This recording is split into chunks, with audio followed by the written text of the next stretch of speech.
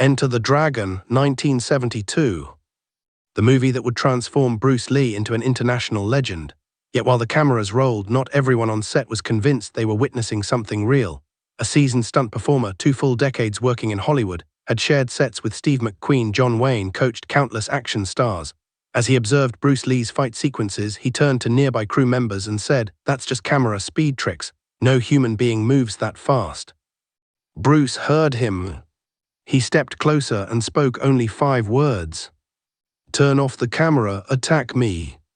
8 seconds later, the entire crew realized that reality sometimes moves faster than film can record. But go back for a moment. Hong Kong, Kowloon, Golden Harvest Studios, Building C Sound Stage 4, August 1972, Wednesday afternoon, exactly 3:15 p.m. Inside the studio, the temperature reads 95 degrees Fahrenheit. There is no air conditioning, only large industrial fans circulating thick, stagnant heat. The air smells of sweat, cigarette smoke, and that unmistakable scent unique to film sets. Overheated lights, humming electrical gear, and the lingering residue of decades of productions embedded in the walls and flooring.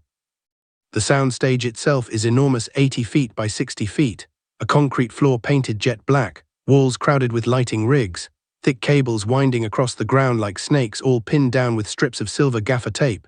3 cameras are stationed at different angles around a martial arts set, a courtyard built to resemble Hans Island compound from the film, artificial stone walls, training weapons, practice gear. This is the location where Bruce Lee will shoot one of the most legendary fight scenes ever captured on film. At this moment, 40 people occupy the stage: camera operators, lighting crews, sound technicians holding boom microphones, makeup artists waiting nearby with powder and touch-up kits, assistant directors gripping clipboards, background performers dressed in martial arts uniforms standing by for their cues. Producer Raymond Chow sits watching from a director's chair. Director Robert Klaus positions himself behind the primary camera, and at the center of everything stands Bruce Lee, wearing black trousers and no shirt, a look that will become iconic. His physique is lean and sharply defined, skin slick with sweat beneath the scorching lights. He has already been working non-stop for 6 hours, running fight choreography, adjusting blocking, repeating movements again and again, until every camera angle satisfies the director's demands. Bruce Lee is 31 years old. This is the moment he has waited for, his Hollywood breakthrough. After years of being dismissed as too Chinese, too short, too unconventional, he is finally the lead actor in a major international film. Warner Brothers is handling distribution. The movie will screen across America, Europe, and beyond. Every struggle, every hour of training, every philosophical belief, every rejection has led to this production. The pressure is overwhelming, but Bruce never reveals it. He remains disciplined, calm, precise. He performs take after take without complaint. When the director asks for another run, Bruce complies. When the crew requests a new camera angle, he delivers 5. This opportunity will not be squandered. All day long, the crew has been watching him move. And what they are witnessing defies logic. His strikes are unnervingly fast. When he throws a punch, the camera fails to capture it cleanly, only a blur streaks across the frame. The director is forced to constantly adapt, slow the choreography, reposition the cameras, ask Bruce to reduce his speed so audiences can actually register the action. It's an unusual problem, a good one but still a problem. Bruce Lee is moving faster than early 1970s film technology can accurately record. Among the crew is a man named Jack Turner, American, 42 years old, a professional stuntman and fight coordinator with 20 years in Hollywood. He has worked on countless action films, trained actors to throw convincing fake punches, staged combat for Steve McQueen in Bullet, John Wayne in True Grit, and collaborated with stunt teams on The Wild Bunch. Jack understands action filmmaking down to its core: every illusion, every technical shortcut, speed ramping, undercranking cameras to exaggerate motion, rapid editing cuts to disguise pauses between moves, wires to make the impossible seem effortless. He has seen everything, done nearly all of it. And as he watches Bruce Lee that day, Jack is certain he's witnessing cinematic trickery. The movements appear too fast, too exact, too perfect. No one moves like that in reality. It has to be undercranking, shooting at a lower frame rate so that when played back at normal speed, the motion appears accelerated.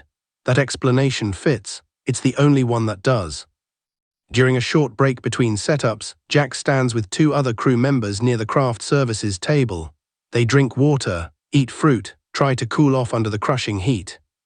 Speaking loudly enough for several people to hear, Jack says, "It looks impressive on screen, but it's camera manipulation. You shoot at 18 frames per second and play it back at 24. Suddenly everyone looks lightning fast. It's basic filmmaking, makes actors seem better than they really are." A nearby camera assistant replies, "I don't think they're undercranking. I checked the camera settings." Jack shakes his head. "Then it's fast editing. You can make anyone look quick with the right cuts. Trust me, I've been doing this for 20 years. No one actually moves that fast in a real fight. That kind of speed belongs to movies, illusion, editing, tricks, and this discussion isn't happening quietly. The space is small, 40 people packed inside a sweltering sound stage. Sound travels, words carry." Bruce hears everything. He's about 20 feet away, wiping sweat from his body, sipping water, mentally preparing for the next setup. Jack's voice reaches him clearly. The doubt, the dismissal, the suggestion that what Bruce does isn't real. For a brief moment, Bruce doesn't respond. He's familiar with this tone. He's lived with it his entire life. People questioning him, people doubting him, people forcing him to prove himself again and again. That struggle shaped him long before this set. But something about this moment feels different. This is his set, his film, his opportunity. And here is someone openly reducing his ability to camera tricks in front of his own crew. That requires an answer. Not anger, not argument, a demonstration. Bruce steps toward Jack. His movement is calm, controlled, no hostility, no raised voice, just purpose. He stops a few feet away and speaks evenly. "You think my speed is camera manipulation?" Jack turns and sees Bruce Lee standing in front of him. He realizes instantly that Bruce heard everything, but Jack isn't intimidated. He spent 20 years in Hollywood. He's worked with major stars. He's not impressed by fame. "No disrespect," Jack says, "but yes, I've coordinated action scenes for 2 decades. I know what human bodies can and can't do. What I'm seeing on the monitors looks enhanced." Bruce gives a slow nod. "What if I show you it's real? No cameras, no editing, just you and me, real time."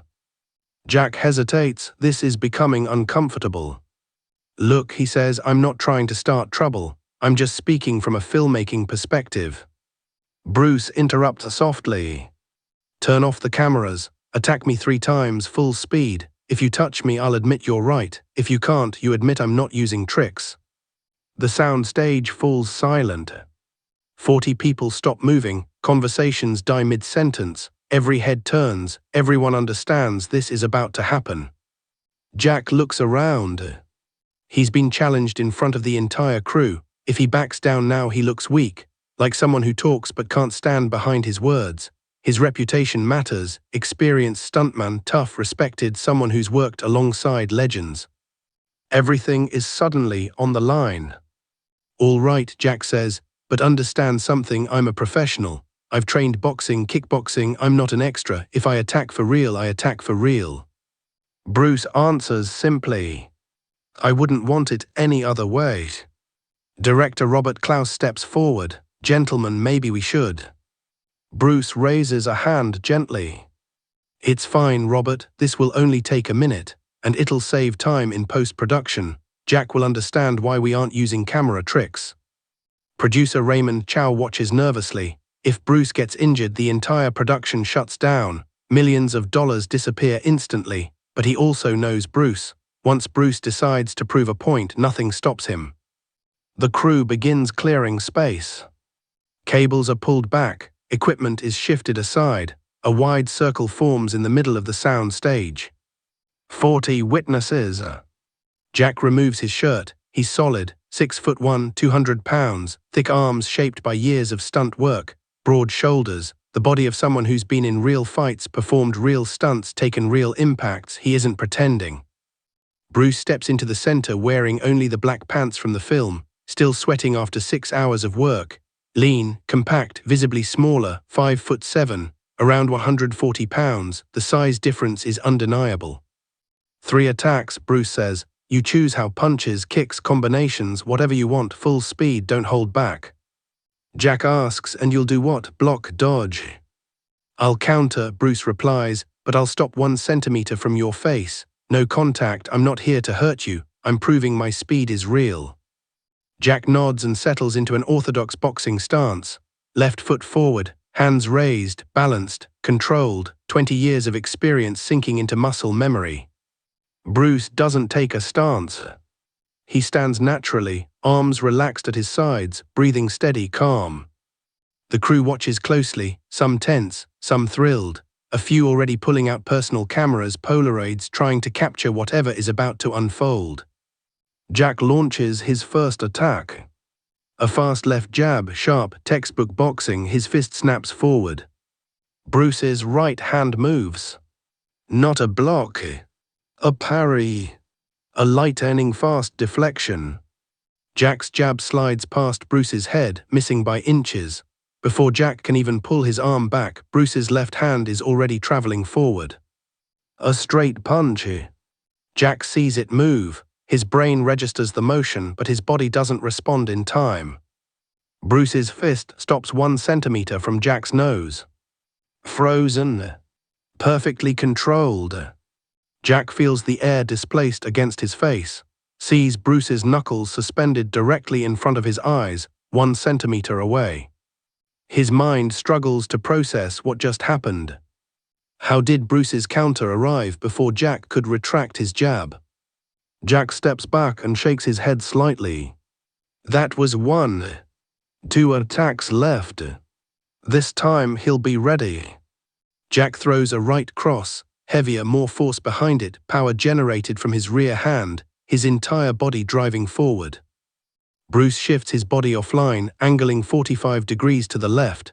Jack's right cross cuts through nothing but air. At the same instant, Bruce's right hand is already there, a straight punch appearing in front of Jack's face before Jack's arm even finishes extending. It stops 1 centimeter from Jack's cheekbone. Frozen again. Absolute control. Jack's eyes widen. He never saw it, not the motion, not the travel. One moment he was throwing a punch. The next, Bruce's fist was simply there, suspended in front of his face. No blur, no visible movement to track, just sudden presence. The sound stage is completely silent. Jack steps back. His breathing is heavier now, not from physical effort, but from shock, from the dawning realization that he is hopelessly outmatched. Still, he committed. 1 attack left. Jack fakes a left jab, then fires a right hook, a real combination, the kind that works outside of movies. The feint is meant to draw attention. The hook comes from the blind side. It should land. Bruce doesn't bite on the feint, he reads it instantly. When the hook comes, Bruce ducks beneath it effortlessly. The punch sweeps over his head. Bruce's counter rises immediately, an upward strike, an uppercut motion stopping 1 centimeter from Jack's chin. Frozen. Perfect placement. Jack could lean forward a single centimeter and press his lips against Bruce's knuckles. 8 seconds. 3 attacks, 3 counters, 3 demonstrations of speed so exact, so controlled, that Jack's mind still can't fully process what just occurred. Bruce lowers his hand, steps back. His voice remains calm. I don't use camera tricks, he says. I use 30 years of training, 6 hours a day, every day since I was 7 years old. What you see on film is slowed down so audiences can follow the action. My real speed is faster than what cameras can clearly capture. Jack stands motionless. His hands have dropped. He's no longer in a fighting stance, just standing there, absorbing the collapse of everything he thought he knew. Quietly he says, I didn't see your hand move at all. I felt the air. I saw your fist in front of my face, but I never saw how it got there. Bruce nods. Your eyes take about 250 milliseconds to send visual information to your brain. My punch takes roughly 180 milliseconds from chamber to full extension. You're seeing the result, not the process. That's why it looks like camera manipulation. Human vision can't register it in real time. One of the camera operators breaks the silence. Can we film that again for behind-the-scenes footage? Bruce shakes his head. This wasn't a performance, he says. It was a demonstration. Jack needed to feel it, not watch it. He turns back to Jack. You're a professional, you've done real work with real legends, I respect that, but what you see on film isn't enhanced, it's reduced. We slow my movements down, add frames, give audiences time to understand what's happening, otherwise all they see is blur. Jack extends his hand. Bruce takes it. I apologize, Jack says. I've been in Hollywood 20 years, I thought I'd seen everything, I've never seen anything like you. Bruce answers evenly. You've seen trained actors, I'm a trained martial artist who acts, different foundation. The crew breaks into spontaneous applause. Not because Bruce won, there was no fight, but because they just witnessed something that shouldn't be possible. Because the speed they'd been filming all day, the speed they suspected was exaggerated, is real, and faster than their cameras can truly capture. Director Robert Klaus approaches. Bruce, he asks, can you do that in the actual scene, stopping right before contact? Every take, Bruce replies, that's how I train, control matters more than power. Filming resumes. The rest of the day goes smoothly, but the atmosphere has changed. The crew looks at Bruce differently now, not as an actor doing his own stunts but as something else, something beyond anything they've encountered before. Jack Turner stays on set for the remainder of the shoot. He watches every scene, studies Bruce's movements closely. During lunch breaks he asks questions about training, philosophy, how a human being develops that level of speed and control. Bruce explains, speed without control is chaos. Real martial arts is precision, efficiency, economy of motion. 30 years of daily training builds muscle memory so deep that conscious thought disappears. The body responds on its own. 2 weeks later, Jack writes a letter to a friend, a film critic for a Hollywood trade magazine. The letter is published as an article. I've worked with McQueen, Wayne, Eastwood, the biggest action stars in Hollywood. They're tough professionals, but Bruce Lee is different. I challenged his speed, thought it was camera tricks. He proved me wrong in 8 seconds. No cameras, no editing, just raw speed and precision I didn't believe humans were capable of. When Enter the Dragon is released, audiences will think the fights are sped up. They're not. They're slowed down, because Bruce Lee moves faster than 1970s cameras can accurately capture. This isn't movie magic. This is what happens when someone dedicates their entire life to mastering movement. The article begins circulating quietly through Hollywood, word spreads, and when Enter the Dragon is released in August 1973, just 1 month after Bruce Lee's death, audiences finally see the speed for themselves. Critics call it revolutionary. The language of martial arts cinema is permanently altered. Everything changes.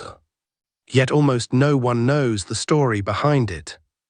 The afternoon when a seasoned Hollywood professional discovered that some things are simply too real for cameras to fully record. The 8 seconds that proved Bruce Lee's speed wasn't cinematic illusion. It was 30 years of discipline made visible. Jack Turner continues working as a stuntman until 1989, when a serious back injury forces him into retirement. Throughout the 1980s and 1990s, in interviews and private conversations, he always returns to the same story, the day on the Enter the Dragon set.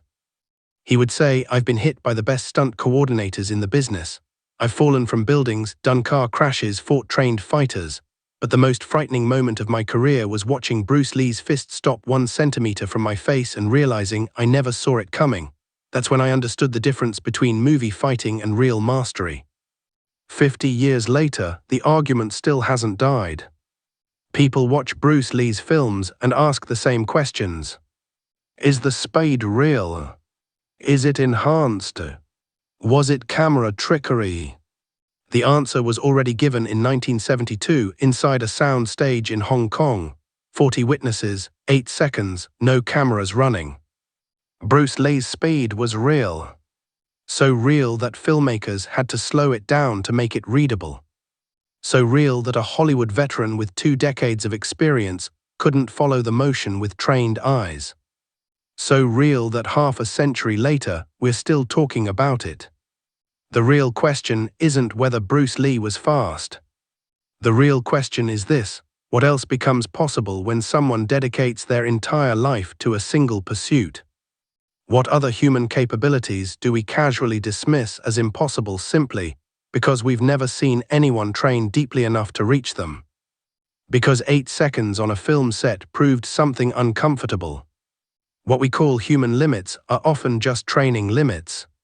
What we label impossible is often unexplored.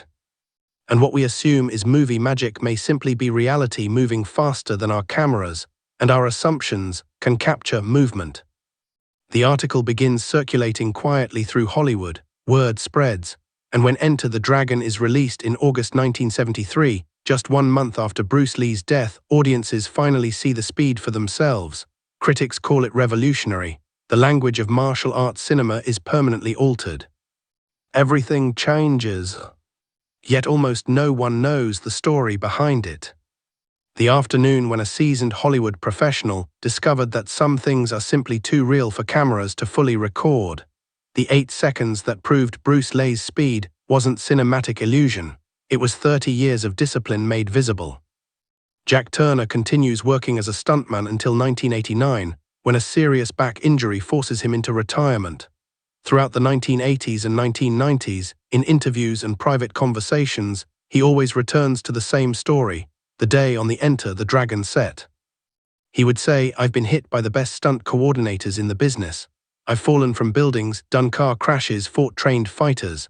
But the most frightening moment of my career was watching Bruce Lee's fist stop 1 centimeter from my face and realizing I never saw it coming.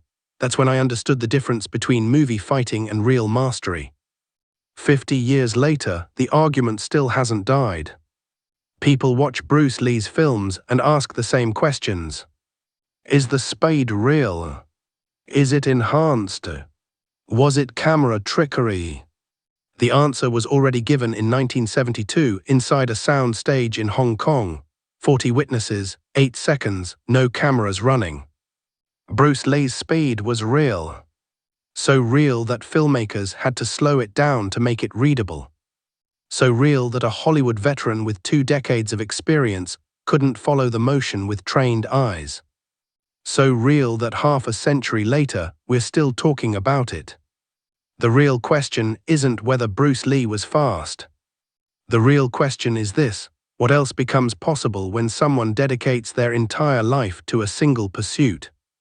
What other human capabilities do we casually dismiss as impossible simply because we've never seen anyone train deeply enough to reach them? Because 8 seconds on a film set proved something uncomfortable. What we call human limits are often just training limits. What we label impossible is often unexplored. And what we assume is movie magic may simply be reality moving faster than our cameras, and our assumptions can capture.